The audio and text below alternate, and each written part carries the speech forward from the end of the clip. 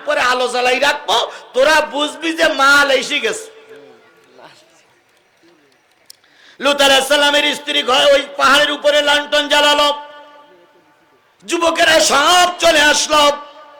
যুবকেরা চলে আসার পর হযরত লূত আলাইহিস সালাম বললেন, বাবারে, আমার ঘরে 2টা যুবতী মেয়ে আছে, তোরা যদি মনে করিস তোদের যৌন ক্ষুধা নিবারণের দরকার, আমার মেয়েদের ব্যবহার কর। তোরা যদি মনে করিস আমি স্ত্রী তালাক দেবো, স্ত্রী তোরা ব্যবহার করবি, সেটা ব্যবহার কর, কিন্তু এই মেহমানদের সঙ্গে তোরা খারাপ আচরণ করিস না। ওরা বলল, হুজুর আপনার ফতোয়া রেখে দেন, গজব যা হয় হবে, আমরা ওদেরকেই ব্যবহার করব। হযরত লূত আলাইহিস সালাম দরজা দিয়ে রাখলেন। লূত আলাইহিস সালাম আল্লাহর কাছে যখন কাঁদতেছে, আল্লাহ রাব্বুল আলামিন বললেন, লূত রে, তোর কান্না কবুল হয়ে গেছে, আমি সাহায্য পাঠাইছি। 2 যুবক এসে বলল, হুজুর আমরা দুনিয়ার কোনো মানুষ নয়, আমরা হলাম ফেরেশতা, জিবরাইল আর ফেরেশতা মিকাঈল। আপনি এই ঘরের এই পাশ দিয়ে চলে যান, আপনার পরিবারের যে কজন আপনার পক্ষে আছে তাদেরকে নিয়ে চলে যান, তবে আপনার স্ত্রী নিয়ে যাবেন না। ইয়ে হলো সমাজের সবচাইতে শয়তানের বিটি শয়তান। ওনারা চলে গেলেন। চলে যাওয়ার পরে সকাল হলো, ওরা দরজা ভেঙে ওই যুবকের উপরে যখন আক্রমণ করতে গেছে, যুবকেরা বলল, একটু দেরি করো, আমরা একটু সেজে গুজে নেই। এই কথা বলার পর যুবকেরা গায়েব হয়ে গেল।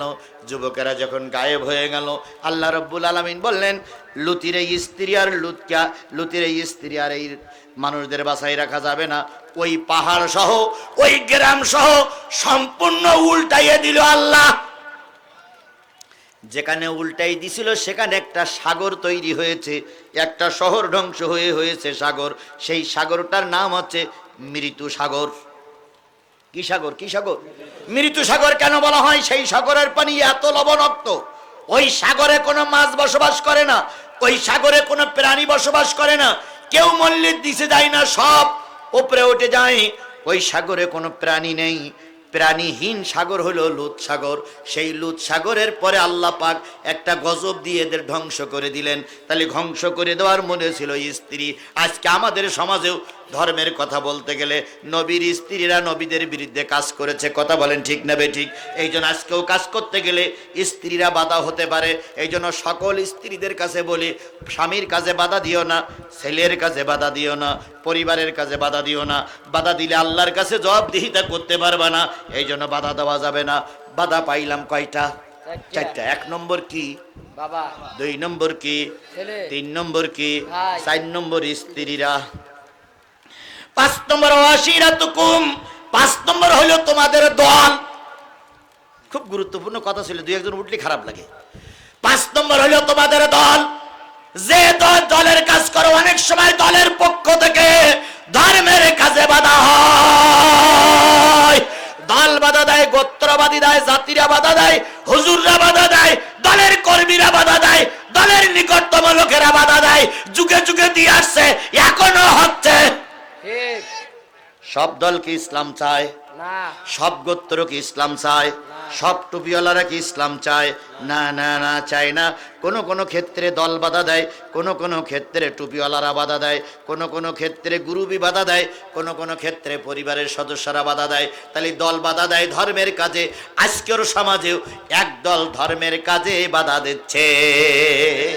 আচ্ছা বলুন তো রসুলের যে গোত্র, রসুলের যে সমাজ ছিল, সেই সমাজের লোক রসুলের কাজে বাধা দেয়নি? রসুলের আপন চাচা ছিল আবুল আহাব।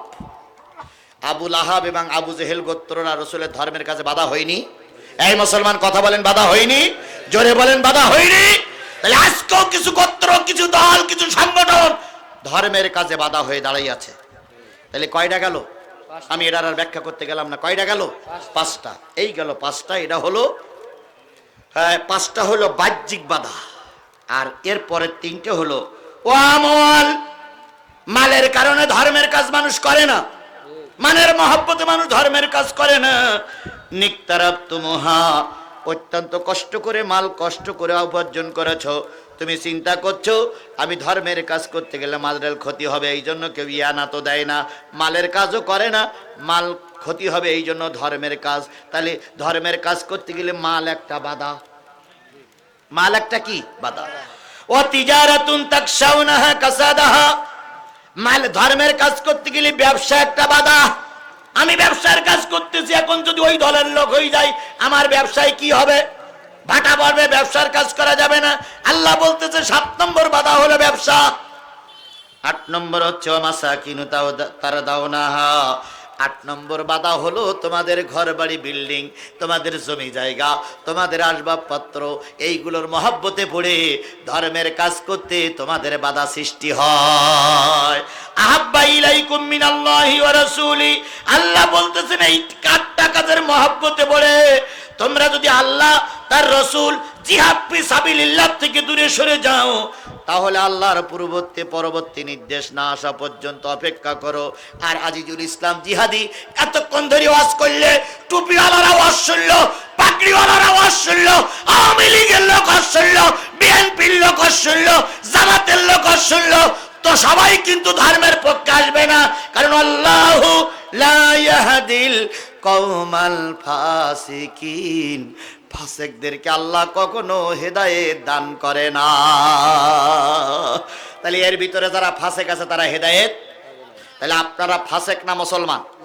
সবাই মিলে বলেন আমরা ফাসিক না মুসলমান? তাহলে আমরা যদি মুসলমান হই কিসের পক্ষে থাকবো? কারা কারা কোরআনের পক্ষে থাকতে রাজি আছেন? 2 হাত উঁচু করে আল্লাহরে দেখান, জোরে একটা তাকবীর দিবেন। নারায়ে তাকবীর, আল্লাহু আকবার, নারায়ে তাকবীর, আল্লাহু আকবার। আল্লাহ দিন কায়েমের পক্ষে হাতগুলোরে কবুল করুক, আমিন। আল্লাহ দিন কায়েমের পক্ষে আমাদের সবাইকে কবুল করুক, আমিন। যে কথাগুলো বললাম এবং শুনলাম সব কথাগুলো আমল করতে পারি তৌফিক দান করুক। ওয়া মা তৌফিক ইল্লা বিল্লাহ, ওয়া আখিরু দাওয়ানা আনিল হামদুলিল্লাহি রাব্বিল আলামিন। আল্লাহুম্মা আমিন। ربنا ظلمنا أنفسنا وإن لم تغفر لنا وترحمنا لنكونن من الخاسرين ربنا إننا آمنا فاغفر لنا ذنوبنا وقنا عذاب النار اللهم رب ارحمهما كما ربياني صغيرا وقل رب ارحمهما كما ربياني صغيرا মহিয়ান গরিয়ান সর্বশক্তিমান আল্লাহ, তুমি তোমার কুদরতি নয়নে এই বিশাল কাফেলার দিকে তাকায় দেখো। সূরা তাওবার 24 নম্বর আয়াতের উপরে ভিত্তি করে দীর্ঘক্ষণ কথা বলেছি। এখানে প্রায় সব লোক মামলার আসামি, প্রায় সব লোক নির্যাতিত, প্রায় সব লোক ক্ষতিগ্রস্ত নিরপরাধ লোকদেরকে নিয়ে, আলেম ওলামাদেরকে সঙ্গে করে নিয়ে গভীর রজনীতে হাত তুলেছি। আল্লাহ এই কোরআনের মাহফিল আমাদের সকলের নাজাতের জরিয়া বানায়া দাও।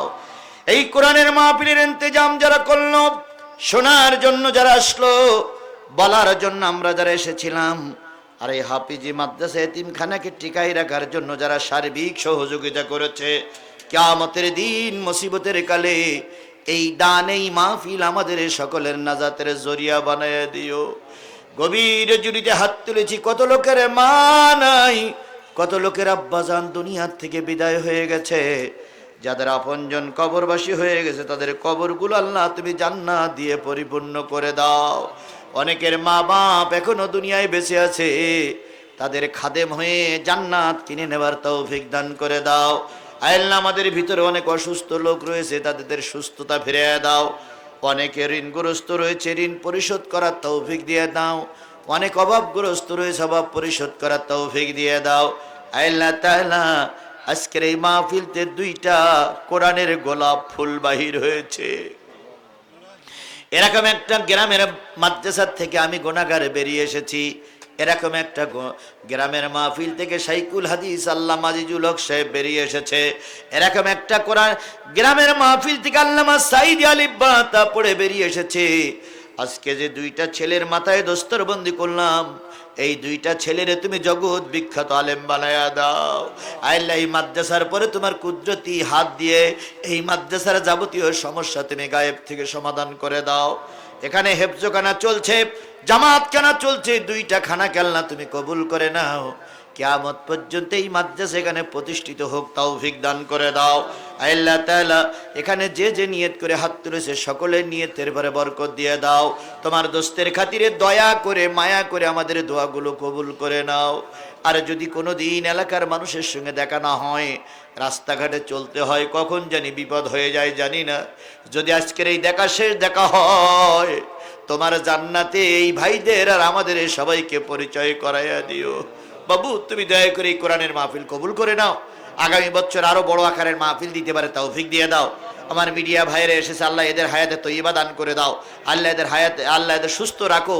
এরা যেন ইসলামের প্রচারটা নির্ভেজাল ভাবে শুধু আল্লাহর সন্তুষ্টির জন্য ইসলাম প্রচারের খাতিরে মিডিয়ার কাজগুলো করতে পারে তৌফিক দিয়ে দাও। দয়া করে কমিটিকে কবুল করো, সবাইকে কবুল করে নাও, মা বোনদেরকে কবুল করে নাও। আমাদের দেশটার একটিবারের জন্য হলো তুমি কোরআনের দেশ বানাইয়া দাও। সুবহানা রাব্বিকা রাব্বিল ইজ্জাতি আম্মা ইয়াসিফুন ওয়া সালামুন আলাল মুরসালিন ওয়ালহামদুলিল্লাহি রাব্বিল আলামিন। আসসালামু আলাইকুম ওয়া রাহমাতুল্লাহ।